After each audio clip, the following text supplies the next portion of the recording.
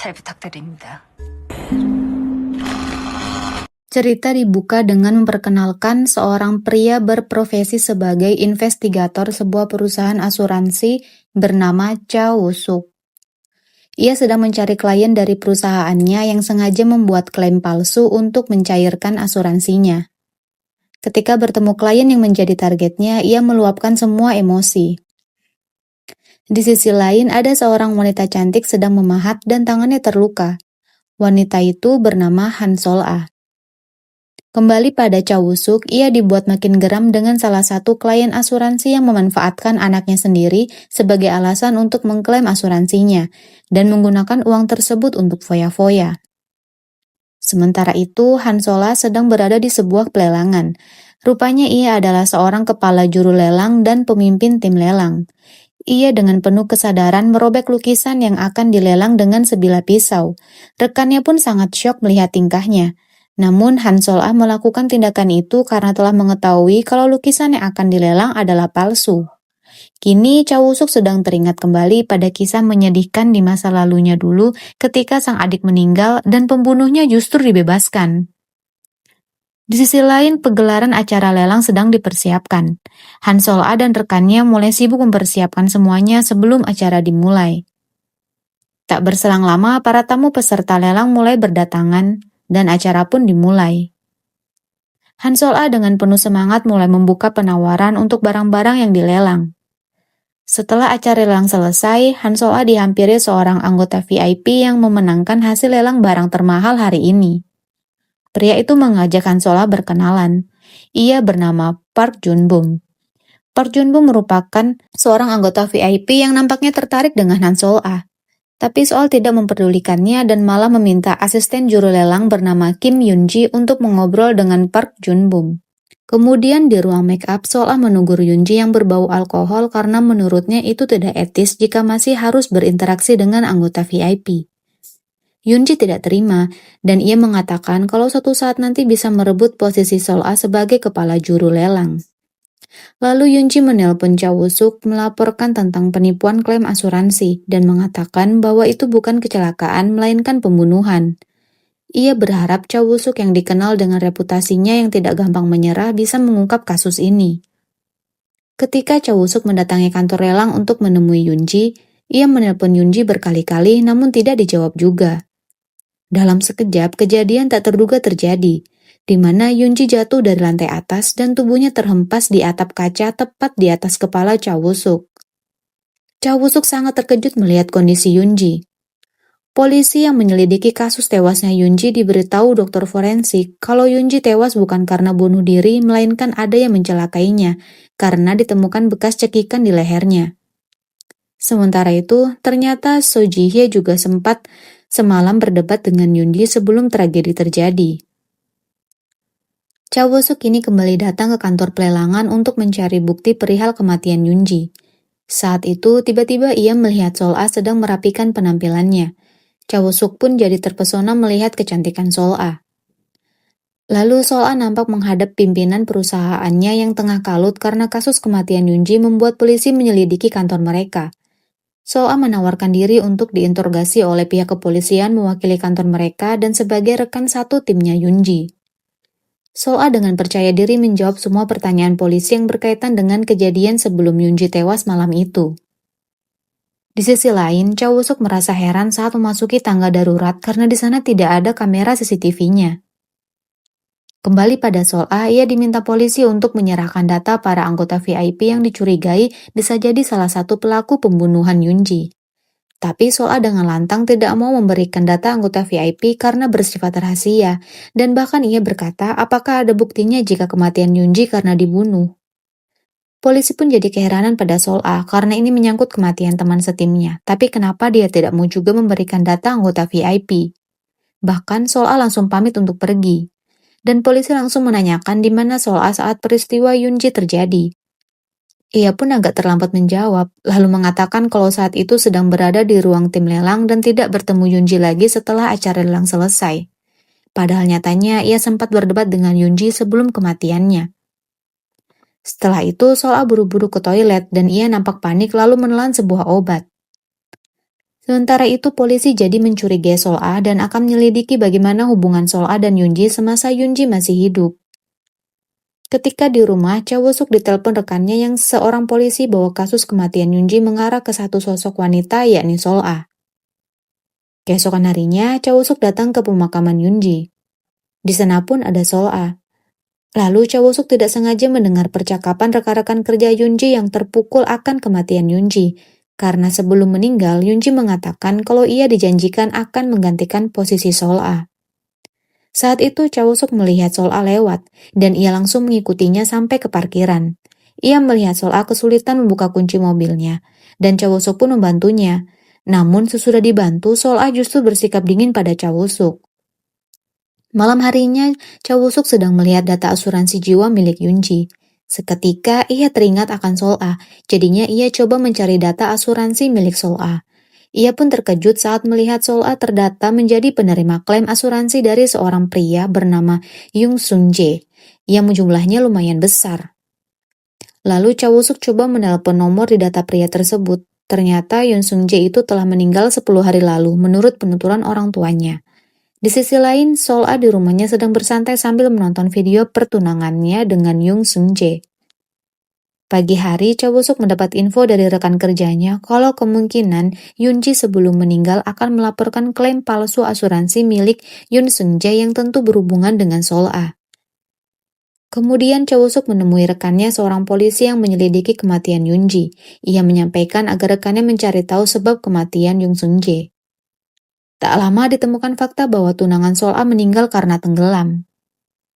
Cha Woo-suk sengaja menemui Sol-A dan memperkenalkan diri sebagai investigator asuransi untuk menyelidiki apakah kematian Yunji benar akibat bunuh diri atau pembunuhan. Lalu Cha Woo-suk mengatakan pada Sol-A kalau menjadi dirinya pastilah sulit, karena harus menyesuaikan penampilan dengan klien di perusahaan lelangnya, di mana untuk terlihat mewah juga harus memerlukan uang yang sangat banyak. Mendengar itu, Sol-A berusaha untuk tidak memperdulikannya. Namun, Cha Woo-suk mengikutinya dan langsung berkata apa hubungan Sol-A dan Yoon Sung-jae, seseorang pebisnis sukses yang baru saja meninggal 10 hari yang lalu karena tenggelam, dan Sol-A selaku pihak yang menerima manfaat klaim asuransi jiwa milik Yoon Sung-jae. Sol-A menjawab kalau Yoon Sung-jae adalah tunangannya. Namun karena polis asuransi jiwa milik Yoon Sung-jae dibatalkan sehari sebelum kematiannya, maka Sol-A batal menerima klaim asuransi milik Sung-jae. Tetapi uang asuransi sebesar 200 juta won dikembalikan ke rekening milik Sung-jae. Sol-A merasa Cha Woo-suk menuduhnya yang menerima uang 200 juta won milik Sung-jae itu. Sol-A membantah dan balik bertanya apakah ada hubungan antara kematian Sung-jae dan Yunji. Kilas balik ketika peristiwa kematian Yunji. Rupanya saat Yunji terjatuh dari lantai atas, ada Sol-A yang memperhatikan tubuh Yunji yang terkapar dari balkon lantai atas.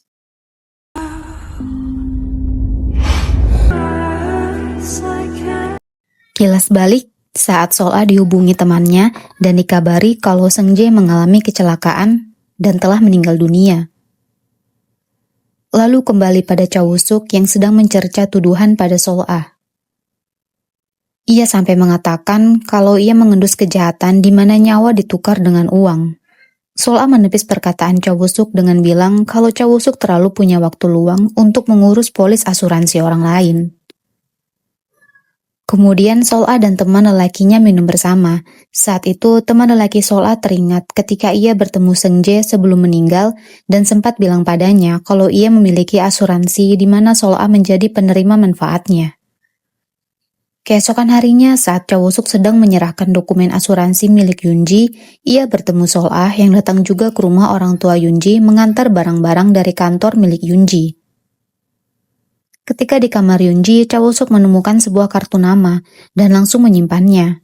Begitu pula Sol-A, ia juga menemukan berkas milik Yunji dan bergegas menyembunyikan itu. Lalu mereka mengobrol bersama ibunya Yunji. Saat itu, Cha Woo-suk mengungkapkan kejanggalan yang ia nilai dari kematian Yunji jika itu dianggap sebagai bunuh diri. Sol-A menanggapi dengan berkata ia tidak mengetahui tentang kehidupan pribadi staf di kantornya. Kemudian ibu Yunji menceritakan kalau sebelum Yunji meninggal, ia merasa aneh karena Yunji sering pulang larut malam, bahkan menangis karena pengakuan Yunji habis bertemu seorang pria. Ibunya Yunji balik bertanya pada Sol-A apakah ia mengetahui siapakah pria itu. Di luar rumah saat akan pulang, Sol-a dan Cha-woo-suk masih berdebat karena Cha-woo-suk menuduh Sol-a sedang mencari bukti di rumah Yoonji. Namun, Sol-a justru berkata kalau Cha-woo-suk bahkan tidak mengetahui siapa korban sebenarnya dari kejadian ini. Dan ternyata kartu nama yang disembunyikan Cha-woo-suk yang ia dapat dari kamar Yoonji adalah kartu nama Seung-jae. Keesokan harinya, Cha-woo-suk menemui temannya seorang polisi yang menangani kasus kecelakaan Seung-jae. Namun, ia dibuat heran dengan ekspresi tunangan Seung-jae, yakni Sol-a, yang nampak biasa saja saat melihat kondisi jasad Seung-jae. Kemudian Cha-woo-suk melanjutkan penyelidikannya ke restoran milik Seung-jae. Di sana ia diberitahu oleh pegawai restorannya kalau semalam sebelum Seung-jae tewas, Yoonji pernah menemui Seung-jae, bahkan rela menunggu hingga restorannya akan tutup. Malam harinya, Cha-woo-suk sengaja menemui Sol-a. Ia dengan terang-terangan mengatakan kalau kematian Seung-jae dan Yoonji ada kaitannya. Dan Sol-a adalah pelakunya. Mendengar itu, Sol-a tersenyum dengan sinis. Lalu muncul kilas balik yang mengejutkan. Rupanya Sol-a pernah memergoki Seung-jae berselingkuh dengan Yoonji. Cha-woo-suk pun di depan temannya yang seorang polisi penyelidik kematian Yoonji mengatakan ia menarik kesimpulan bahwa antara Seung-jae, Sol-a, dan Yoonji terlibat cinta segitiga. Di kantor, Sol-a mulai tersebar rumor bahwa Yoonji meninggal karena dibully oleh Sol-a. Sementara itu, Cha-woo-suk mendapat fakta baru tentang Sol-a. Sol-a juga mempunyai mantan kekasih seorang dokter psikiater, namun sudah meninggal juga karena overdosis, dan manfaat asuransinya juga ditujukan atas nama Sol-a. Cha-woo-suk diperingatkan rekan kerjanya agar jangan mengurusi kasus Sol-a, dan lebih baik diserahkan saja pada polisi. Namun Cha-woo-suk tidak memperdulikan perkataan rekannya itu. Cha-woo-suk kini mendatangi tempat praktik dokter mantan kekasih Sol-a.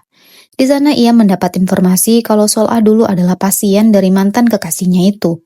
Bahkan mantan kekasihnya sampai rela memutuskan pacarnya demi bisa bersama Sol-a. Dan yang lebih mengejutkan, sebelum berpacaran dengan dokter itu, Sol-a rupanya memiliki pacar yang juga tewas akibat serangan teroris di Timur Tengah. Di sisi lain, Sol-a yang masih di kantornya sedang menghancurkan dokumen jadwal kegiatan dirinya yang dibuat oleh Yoonji. Sementara itu, Cha-woo-suk makin dibuat pusing dengan kasus Sol-a, di mana makin banyak mantan kekasihnya yang diketahui namun telah meninggal semua. Ketika di kantor, Sol-a mendapat kiriman lukisan yang diketahui berasal dari Syria. Seketika, Sol-a jadi nampak syok melihat lukisan itu. Tak pantang menyerah, Cha-woo-suk diam-diam menerobos masuk ke kantor Sol-a. Dan tentunya ia berhasil menemui Sol-a. Lalu mulailah Cha-woo-suk menekan Sol-a dengan menyindir dengan bercerita seolah menceritakan orang lain. Namun Sol-a tahu persis itu adalah cerita dirinya dan para mantan kekasihnya yang telah meninggal. Cha-woo-suk bahkan berkata kalau Sol-a sangat kasihan karena tidak jadi menerima manfaat asuransi dari para mantan kekasihnya. Karena sebelum meninggal mereka semua membatalkan polis asuransinya itu. Dan Cha-woo-suk pun berkata kalau seorang pria yang mencintai Sol-a pasti akan mati. Mendengar ucapan Cha-woo-suk, Sol-a dengan percaya diri menghampiri Cha-woo-suk. Dan ia berkata kalau setiap pria yang mencintai Sol-a akan mati, jadi siapa selanjutnya yang akan jatuh cinta dan mati karena Sol-a? Cha-woo-suk jadi terdiam karena ucapan Sol-a, dan tatapan mata Sol-a yang menatap tajam padanya.